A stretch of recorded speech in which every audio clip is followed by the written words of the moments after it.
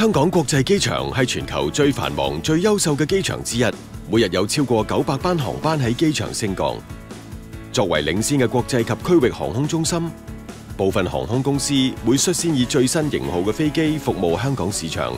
呢啲新型號飛機唔單止更慳油、效能更高、運作更為寧靜，並且符合國際民航組織訂立嘅更嚴格飛機噪音標準。事實上，所有於2006年後出廠嘅飛機都必須符合國際民航組織嘅新標準。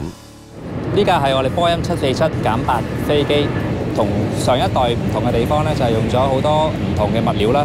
咁有好多用咗碳纖維嘅物料喺機身啦、喺翼啦。咁喺個引擎方面咧，亦都做咗好多設計嘅改良嘅。咁令到呢架減8嘅飛機咧，係可以做到噪音比上一代咧就少咗30% 啦。咁同埋個耗油量咧，亦都係大概少咗15% 左右嘅。呢一個 GE-NX 第2代引擎咧，就係用喺減8嘅飛機上面嘅。咁佢最獨特嘅設計咧，就係喺個入風口裏面咧，就做一啲防音嘅設計嘅特別嘅措施，咁啊導致佢空氣嘅流入咧係會個音噪會減低啲啦。另外咧就係喺引擎嘅後部分嘅獨特嗰個形狀咧，咁就令到佢啲冷空氣同埋喺引擎後方出嘅熱空氣咧係混合得好啲咧，就導致個噪音咧可以減低到大概30% 左右嘅。香港國際機場係波音7478貨機首個服務嘅機場。2011年10月 ，Cargolux 已經派遣呢款全新嘅貨機執行香港航線。另一款新機種係空中巴士嘅 A380型飛機，佢係目前體積最大嘅民航機，載客量較其最接近嘅競爭對手多40%。不過佢嘅耗油量同碳排放量卻減少達17%。除咗慳油之外，A380起飛嘅時候發出嘅聲量低2倍。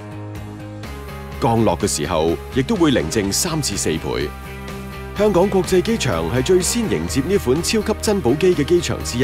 現時已有多家航空公司採用 A380，提供每星期超過30班定期航班往返香港國際機場。此外，波音787夢幻客機係已經投入服務嘅民航機當中，符合第4章規定嘅最新型號機種。2011年10月26日，全球首架787夢幻客機進行商業首航，由日本飛抵香港國際機場。呢架夢幻客機嘅其中一個特點係操作寧靜，佢嘅噪音水平較舊式飛機減低最少1/3。佢嘅耗油量及碳排放量則降低15至20%，有助改善空氣質素。